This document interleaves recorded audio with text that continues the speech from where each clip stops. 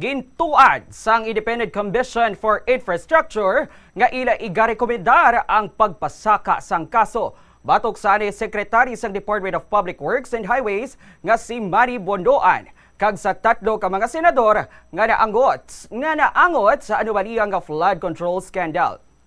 Sunod kay ICI Chairperson Andres Reyes Jr., ginapa-assess nila sa Ombudsman kung may paglapas sa Code of Conduct and Ethical Standards for Public Officials and Employees nga posible nga mahimo ni Bondoan.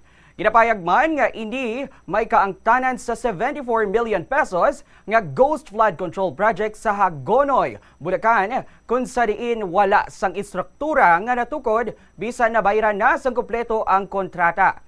Lakip man sa mga ginarekomendar kasuhan amo ang mga anay Undersecretary sang DPWH nga Sanday Roberto Bernardo kag Catalina Cabral.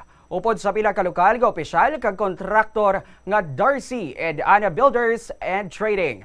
Sa karon, ginsumiter sang ICI ang ila rekomendasyon sa Office of the Ombudsman. Kag nagpasalig nga magabulig nga mapadali ang kaso kung madugangan ang